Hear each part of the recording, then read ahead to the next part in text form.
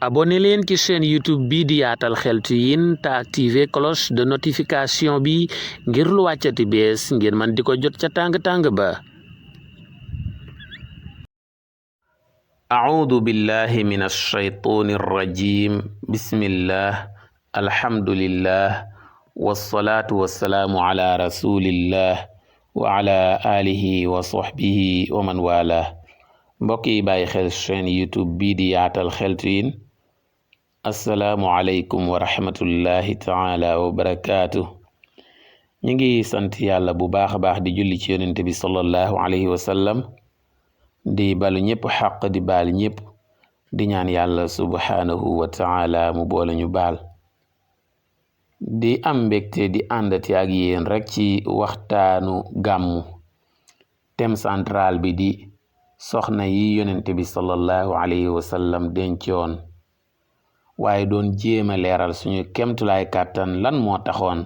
sang bu tedd bi sallallahu alayhi wa sallam sañoon a denc lu weesu ñeenti soxna te kaneen sañu ko ci xeetu islaam. doon leeral nag sabab yi. leeraloon nañ alxikma at taalimiya, muy sabab bi aju woon ci gën a yaatal am njàngaleem. leeraloon alxikma at tashriiya, muy sabab bi aju woon ci gën a matal luwaa yi tënk lislaam. leeraloon itam alxikma al ijtimaaiya, muy sabab bi aju woon ci rattaxal digganteem ak ñenn ci ay jëmm yu ko jege woon. tey nag mbokk yi ñu fas yéene ñëw ci sababu ñeenteel bi. mbokk yi sababu ñeenteel bi mooy alxikma siyaasiya, alxikmatu siyaasiyatu wala alxikma asiyaasiya, muy sabab bi aju ci wàllu doxaliinu àdduna. defe naa mooy les raisons politique waaw. yonent bi ko xarañoon la. xam nga islaam moom diine la, waaye projet de société la. dafa boole spiritualité ak temporalité. muy dafa boole dundal ruux waaye jàngale doxalinu àdduna. jàngale jaamu yàlla, jàngale doxalinu àdduna. waaw moo tax man nga ne yonent bi sallallahu alayhi wasallam politicien la woon bu xarañ. waaw mbokk yi, kon yonent bi sallallahu alayhi wasallam daan na jaare ci wàllu sëy ngir doxal politigu lislaam. waaw daan na jaare ci sëy ngir defal islam marketing, defal islam promotion, ngir rek mën a raffermir les rapports sociaux yi doon am ci digganteem ak yenn ci giir yi, yenn ci askan yi. waaw ndax kenn ku ne xam na ni doomu aadama su takkee ci benn askan rek, askan woowu dañ koy boole ci seen bopp. am na góor gu baax gu ma waxoon ne ma, wépp askan woo bañ a bokk bul ca denc, bul ca maye. waaye askan muy famille bu mën a doon, bis boo ca dencee soxna wala nga maye ca soxna rek, maye ca sa deret rek, bokk nga ca askan woowu, bokk nga ca famille boobu. sañatoo leen a xeeb ci dara, ñoom itam sañatuñ laa xeeb ci dara. waaw bu ko defee kon yonente bi sallallahu alayhi wa sallam daan na jaare ci sëy, ci denc soxna, daana ci jaare ngir rafetal digganteem ak yenn ci askan yi. def na ko ba tàyyi. waaw ngir tàppe xolam ak xolu yeneen askan wi, ngir rataxal digganteem ak diggante yeneen askan yi nga xam ne daal daana jouer benn rôle diplomatique bu am solo di ko jaare ci sëy. mën nañ cee joxe ay exemple yu bari. nañuy jël digganteem ak ku ñuy wax sayida Juwayriya bintul Xaaris, kenn la ci soxna yi yonente bi sallallahu alayhi wa sallam. mbokk yi, Juwayriya bintul Xaaris baayam bii di Xaaris moo doonoon kilifa ak askan wi ñu tudde Banil Mustalaq. yàlla dogal moom Juwayriya ñu jàppoon ko ci benn xare ci xare yi xare boo xam ne jullit ñi dañ ko doon xareek yéefar yi moom Juwayriya ñu jàpp ko jaam waaw biñ ko jàppee jaam defe naa ku mel na imaam Buxaari yi nettali na ko ca saxiixam ba saxiixul Buxaari yi ñu jële ko ci sayyidatuna Aïcha radiyallahu anha mu ne tabaarakallahu am na benn xare ci xare yi jullit ñi di xare gi yéefar yi ba jullit ñi gañe am ñu ñu jàpp jaam ci yéefar yi te mooy waa banil mustalaq ñoo doon xareek jullit ñi gañe leen ba jàpp ci ñoom ay jaam ay jigéen bokkoon ca ba ñuy séddale jaam ñi ki ñuy wax Juwayriya bintul Xaaris mu dugg ci loxo yi ku ñuy wax Saabit ibnu Qays kooku lañ ko sédde woon mu war a nekk jaamub kooku moom Juwayriya bintul Xaaris war a nekk jaamub Saabit ibnu Qays waaye Juwayriya ginnaaw baayam kilifa la baayam ku noobul la ndax mooy kilifa banil mustalaq dana ko def kersa lool mu tàbbi ci loxoy nit kooka nekk sangam moom mu war a nekk jaamub kooka loolu daal da koy def complexe da koy def kersa ngir kersa googu daj nag dafa ñëw ci yonente bi sallallahu alayhi wa sallam ne ko yow mi yàlla yónni man de maay Juwayriya doomu Xaaris te xam nga ne sama papa kilifa la te buñ ma jàppee jaam nii ma continuer di nekk jaam wax dëgg yàlla loolu daal du neex cib nettali ma bëggoon nag nga dimbule ma ndax kat ki nga xam ne moom lañ ma sédde te mooy Saabit ibnu Qays dane man naa joxe 9 ugiya mooy 9 awaaqin naa joxe juróom-ñeenti uqiya bu ma ko joxee rek mu goreel ma yow mi yàlla yónni nag ma ñëw di la diis sama jaaxle bëgg nga fajal ma ko nga joxeel ma som boobu ma mën a libre yonente bi sallallahu alayhi wa sallam ne ko mën naa laa defal lu ko dàq kay ne ko li nga wax neex na de baax na lool te mën naa ko waaye sax mën naa laa defal lu ko gën fuuf Juwayriya ne ko lool lan la mu ne ko non seulement mën naa laa joxeel juróomi ugiya yooyu 5 ugiya wala juróom-ñeent ngeen baal ma de juróom-ñeenti ugiya yooyu mën naa la ko joxeel nga gore ba noppi ma boole ci takk la denc la nga nekk sama soxna xam nga ne moos loolu Juwayriya du ko bañ Juwayriya ne ko loolu kay su ma ko mënee am daw ba rëq ndeysaan ca noona la sëy ba fasoo yonente bi sallallahu alayhi wa sallam daal di denc Juwayriya xibaar bi daal di siiw ñépp ne waaw kay sang bu tedd bi sallallahu alayhi wa sallam joxeel na Juwayriya juróom-ñeent uqiya yi ba Juwayriya gore na te itam yemu ca waaye da koo denc saxaaba yi tiit daal ne kon de waa banil mustalaq gii ñu gañe woon ci xeex bi ba jàpp ñenn ci ñoom ay jaam ndeke ay goro lañ gore yi yonente bi sallallahu alayhi wa sallam lañ ay goro lañ ci yonente bi sallallahu alayhi wa sallam kon nag rafetatul ñuy téye ñu bokk ci ñoom di leen def ay jaam kon nañ leen libéré kenn ku ne nag jaam ba nga amoon ci waa banil mustalaq nga libéré ko xoolal bii rôle diplomatique lan moo ko gën a rafet waaw ca saasa daal geste bi yonent bi sallallahu alayhi wasallam def muy takk gi mu takk Juwayriya ginnaaw ba ma ko joxeelee som boobu nga xam ne moo tax mu gore famille bi mu bokk daal dañ cee jaare muy waa banil mustalaq sopp yonent bi lool waaw ndax dafa takk ku bokk ci ñoom non seulement da koo takk waaye da koo dimbale ci joxeel ko som bi tax mu gore mu am liberté am takku ko bi mu ko takkee saxaaba yi jaare ci doxale kersa seen digganteeg waa banil mustalaq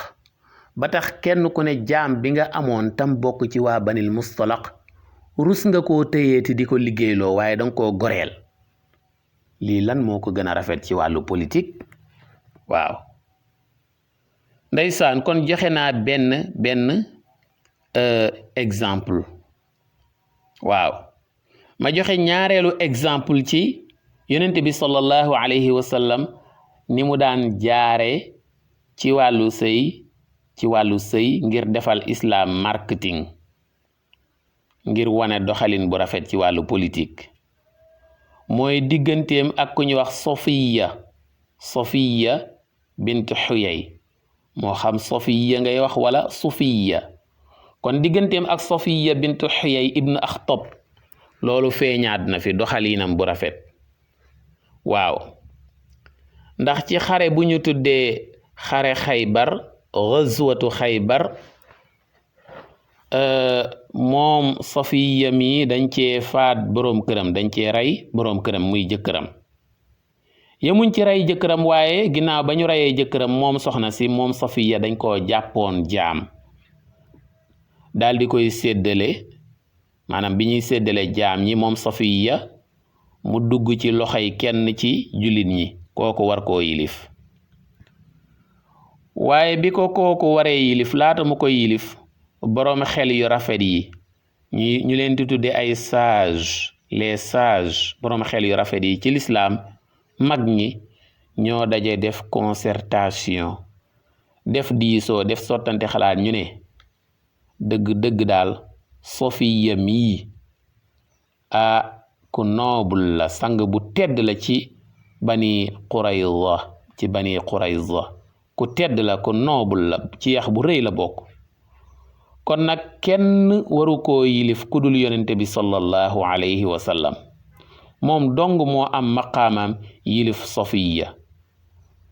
kon nag nañ ko jox waaw ñu daal di jël Sofiya jox ko yonente bi sallallahu alayhi wa sallam ci noonu la ko yonente bi proposé ñaari mbir ne ko yaay def sa choix yaay choisir comme ni nga koy waxee yaay def sa choix ci ñaari proposition yi mooy yan dana ko soit bu la neexee mën naa laa goreel denc la nga nekk sama soxna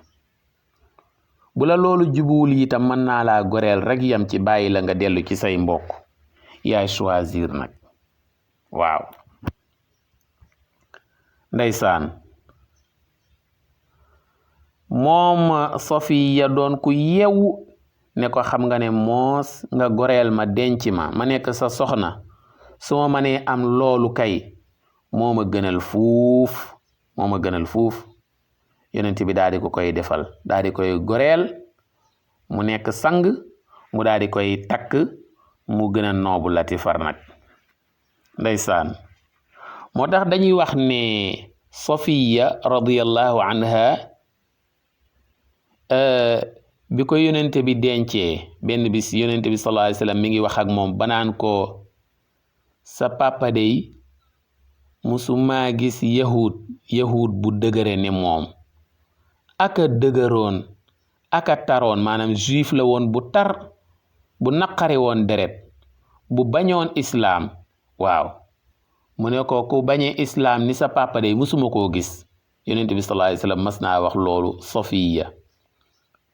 Safiya daal di koy tontu ne ko waaye nag yàlla moo wax ci alquran ne wala taziru waziratun wizra uxra mu ne ko waaw man bañu ma woon islaam sama papa bu bañee islaam loolu moom la concerné waaye man sama xol kay musuma cee nëbbal ak noono wala ak mbañeel lislaam wala ma nëbbal la ci noono wala ak mbañeel yow mii nga xam ne ci yow la yàlla jaarale lislaam wala ma bañ ci alquran wala ma bañ ci yàlla wala ma bañ ci kenn ci jullit ñi jàmm rek laa leen ma sa yéene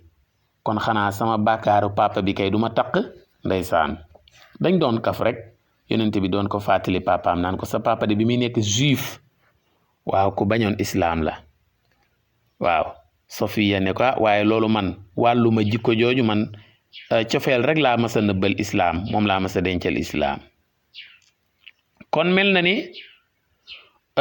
moom Safiya loolu la ko yonent bi sallallahu alayhi wasallam proposé woon tànnal daal benn ci ñaari proposition yi soit ma goreel la bàyyi la nga dem ci say mbokk wala mo goreel la denc la Safiya ne ko nga goreel ma denc ma de moo ma gënal ndax man diine judaïsme maanaam daal soxlaatuma nekk yahud te lislaam nekk fi soxlaatuma nekk yahud te diine islaam nekk fi waaw kon nag suñ ma tànnloo ak kufru ak islaam laay tànn waaw ndax yàlla moo ma gënal yonente bi sallallahu alayhi wasallam moo ma gënal ci noonu daal la duggee ci lislaam yonente bi sallallahu alayhi wasallam denc ko xam nga ne moom itam bi ko yonente bi sallallahu alayhi wasallam dencee loolu tax na ba cofeel am ci diggante yonente bi sallallahu alayhi wasallam ak famille bi Sufayya bokkoon muy waa bani Quraydata wala waa bani Qurayda kon mbokk yi jox naa leen ñaari exemple ci ne yonente bi sallallahu alayhi wasallam daan na denc jigéen ngir defal islam marketing jox naa leen ci ñaari exemple ma indi ñetteel bi am na ñetteel mbokk yi ñetteelu exemple bi mooy digganteem ak ku ñuy wax ummu Habiba Ramla bintu Abi Sufyan ku ne xam na ne kooku doomu Abu Sufyan la muy ummu Habiba doomu Abu Sufyan la te Abu Sufyan jamono jooju nga xam ne moom la yonente bi sallallahu alayhi wa sallam di denc doomam moo doonoon chefu yéefar yi moom moo nekkoon xaamilu liwaa'i shirk waaw ak bokkaale daal bu doon état la moo yoroon drapeau bi waaw bokk ci ñi gënoon a bañ yonente bi nag sallallahu alayhi wa sallam waaye yàlla dogal na nag doomam ji moo ko njëkk a dugg ci islaam maanaam doomu Abu Sufyan bii di ummu Habiba Ramla bintu Abi Sufyan moo njëkk a dugg ci lislaam baayam bii di Abu Sufyan dafa teel a dugg ci lislaam daal di ànd ak boroom këram gàddaay yi dem fi ñu tudde Habasha muy Éthiopie ngir rawale diineem rek nag yàlla dogal nag boroom këram ba faatoo ca fa ñu gàddaay dem muy Éthiopie ba mu gàddaayee moom ummu Habiba Ramla bintu Abi Sufyan mu gàddaay dem Éthiopie ngir rawale diineem mook boroom këram yàlla dogal nag boroom këram faatoo ci Éthiopie xam ngeen ne loolu dina ko jural wéetaay ak tumuranke moom ummu Habiba des Éthiopie ànd ak wéetaay bi ak tumuranke bi amatul ku koy wettili amatul ku koy dimbule bi yonente bi sallallahu alayhi wa sallam yégee ne ummu Habiba daa demoon Éthiopie ngir gàddaay rawale diineem te boroom këram faatu na wéet na tumuranke na yonente bi sallallahu alayhi wa sallam ne ginnaaw kii daal yàllaa ko jaral wéetaay man mii di sallallahu alayhi wa sallam yàlla yónni ma maa ko jaral wéetaay islaama ko jaral wéetaay islaama ko jaral tumuranke dëgg-dëgg rafetul nag ñu koy seetaan ci tumuranke te gisuma lenn lu gën a jekk ci génne ko ci tumurankeem gi lu dul ma takk ko waaw gis naa ne daal li gën a jekk ci ma génne ko ci tumuranke gi li may gën a may ma génne ko ci tumuranke ak wéetaay mooy ma denc ko ci noonu la yonente bi sallallahu alayhi wa sallam bind lettre ki nga xam ne mooy Najashi nekkoon buuru Éthiopie ci jamono jooju di sàkku ci moom mu may ko soxna soosu di ummu Habiba Ramla bintu Abi Sufyan Najashi nangu dañuy wax ne keroog bi Najashi xamalee ummu Habiba ne ko yonente bi sallallahu alayhi wa sallam de dafa am mbébétu dafa am yéene takk la keroog day fu mbégte di yam rek fu contentement di yam rek ummu Habiba weesu woon na foofu ndax xam ne suñ ko bàyyi woon ba mu delluwaat ci baayam delluwaat ci famiyam fekk jamono jooju baayam di Abu Sufyan duggagul ci islaam ni mu bañe woon islaam ak famiyam ni ñu bañe woon islaam bu ñu ko seetaanoon ba mu delluwaat ci ñoom ba tàbbi ci seeni loxo rek benn dinañ ko forcer ci mu delluwaat ci kéefër wala kon ñu torturer ko mbugal bu metti kon yonente bi sallallahu alayhi wa sallam denc gi mu ko denc libéré na ko yenni na yan bu diis bi mu yen woon waaye tamit yonente bi sallallahu alayhi wa sallam teral na ko nag ndax jox na ko alali sëy ju takku ndax nee nañ cane na ko 400 dinaar waxuma 4 dinaar de waxuma 4 dinaar de mais 400 dinaar 400 dinaar la ko cane ak kado yoo xam ne kenn xamul nu mu toll jox ko kado yu takku ngir teral ko rek xamal ko ne ko islaam daal du diine tumuranke du diine seetaanante waaye diine solidarité la diine entraide la. ndeysaan yonent bi sallallahu alayhi wasallam denc na ki nga xam ne mooy doomu Abu Sufyaan. léegi nag mu des Abu Sufyaan ak ni mu bañe woon islaam ni mu bañe woon yonent bi sallallahu alayhi wasallam bi mu yëgee ne yonent bi sallallahu alayhi wasallam denc na doomam lan moo nekkoon réaction nan la réagiré. dañu wax ne Abu Sufyaan bi mu déggee ñu ne yonent bi sallallahu alayhi wasallam denc na doomam lii la wax dane huwa al faxlu laa yuqda'u anfu mu ne yonent bi sallallahu alayhi wasallam mooy ku noobul ci yax bu rëy la bokk kon kooku du fëgg buntu kenn di bëgg doomam kooka di ko rejeter maanaam du dem fenn ku xam ni mu toll ci dayo ak askan wu rëy wi mu bokk ak ni mu amee juddu ku xam loolu day du fëgg sa buntu mukk di bëgg sa doom nga di ko gàntu kooku ku mu ñaan sa doom rek danga ko war a may ndax amul lenn luñ ko mën a xeebe ci juddu. ndeysaan kon Abu Sufyaan xam na ne yonent bi sallallahu alayhi wasallam nag ku bokk ci yax bu rëy la su fekkee loolu mën nañ koo wéyal kon kenn mënu koo xeeb kon seen nawle la ku ne mën naa nawloon teeg moom ku mu xeebul rek yow waroo koo xeeb. kon mbokk yi daal yii ma nettali yépp moo xam ñi mu takk ñépp ci diggante bi ci buntu bi muy li ko commencé ci ku mel na Juwayriya bintul Xaaris jaare ci Safiya bintu Xuyay ba ci Ummu Habiba Ramla bintu Abi Sufyaan ni ñuy leerale nim leen takke ak yi contexte yim leen takke bu ngeen déggee suñu wax bu baax di ngeen ci jàngate ne yonent bi sallallahu alayhi wasallam daawut takk ngir bànneex mukk waaw ndax xool leen rek bi mu takkee doomu Abu Sufyaan tax na Abu Sufyaan xaat amuk cofeel ci yonent bi sallallahu alayhi wasallam amuk cofeel itam ci saxaaba yi ba bëggatul kenn ku yëkkati lu metti moo xam ci jëf la wala ci kàddu di ko jëmee yonent bi sallallahu alayhi wasallam wala saxaaba yi waaw ndax xam na ne yonent bi nag léegi goroom la waaw te moo ne lu jiitu yonent bi sallallahu alayhi wasallam di denc doomam day mboolem waa Banu Umayya gi mu bokk moo ci gënoon a bañ yonent bi sallallahu alayhi wasallam gënoon cee bañ jullit ñi waaye bu mu dencee doomu wala bi yonent bi sallallahu alayhi wasallam dencee doomam rek mu wàcce dangaram waaw ndeysaan kon yonent bi sallallahu alayhi wasallam denc gii mu denc doomu Abu Sufyaan ñaari mbir feeñ na ci muy wane na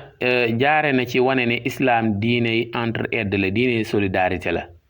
ndax ginnaaw kii islaam moo ko jaraloon gàddaay mook boroom këram faatu na kon jaaduwul ñu koy bàyyi ci tumranke kon naa ko denc ngir lan ngir wan ko ne ko islaam diine jàppalante la muy benn waaye naa ko denc ngir rafetal sama diggante ak baayam bii nga xam ne ko bañoon islaam la ci la Abu Sufyaan jaare na commencé bëgg islaam kon lii day wane ne yonent bi sallallahu alayhi wasallam jaare na ci sëy jouer rôle diplomatique rafetal ay digganteem ak i askan ak i tribu yu bari ci tribu arab yi mu nekk rôle diplomatique bu rëy waaw ndax jaare na ci sëyam ak Juwayriya bintul Xaaris rafetal digganteem ak waa Banil Mustalaq muy tribu bi mu bokkoon askan wi mu bokkoon waaw waaye mu jaare ci digganteem ak ki ñuy wax Safiya bintu Xuyay rafetal digganteem ak waa Bani Qurayza jaare waat ci digganteem ak Ummu Habiba Ramla bintu Abi Sufyaan rafetal digganteem ak Abu Sufyaan waaye rafetal digganteem ak waa Banu Umayya ba nga xam ne ku ci nekk ci ñetti soxna yi bi mu la dencee denc gim la denc tax na ba say mbokk ëmbal ko cofeel ëmbal yonent bi sallallahu alayhi wasallam cofeel ëmbal islaam cofeel ba jaare ci tuub nga xam ne mbooloo mu bëree jaare nañ ci tuub kon daan na jaare ci sëy ngir di jouer benn rôle politique benn rôle diplomatique pour lan raffermir les rapports sociaux entre moom digganteem ak tribu arabe yi muy rattaxal digganteem ak famille arabe yi kon mbokk yi xam naa dañuy taxawandi fii ndax leeral nañ nag moom ñeenti sabab yi daan tax muy denc soxna yu bari muy xikma ijtimaiya wala xikma taalimiya mooy njëkk muy les raisons pédagogiques sabab yi aju ci yaatal njàngalem islaam ak xikma tashriiya muy les raisons législatives muy sabab yi aju ci gën a matal gën a jagal luwaa yi tënk lislaam ak xikma ijtimaiya muy les raisons sociales muy sabab yi aju ci rafetal digganteem ak yenn ci jëmm yi rawatina ñenn ci saxaaba yi waaye ñëwoon nañ ci xikma siyaasiya bi muy les raisons politiques muy sabab yi aju woon ci doxalinu àdduna wu mën a jag defal islam marketing rattaxal digganteem ak askani arab yi famille arab yi tribu arab yi kon loolu leeral nañ ci yu yaatoo yaatu kon xam naa dañ leen di tàggoo fii di leen ñaax ngeen abonné wu ci chaîne YouTube bi di yaatal xeltu yéen di bàyyi xel waxtaan di commenter di aimer ndax fi la njëriñ yi gën yaatoo jaa ngeen jëf wasalaamu aleykum wa rahmatullahi taala wa barakaatu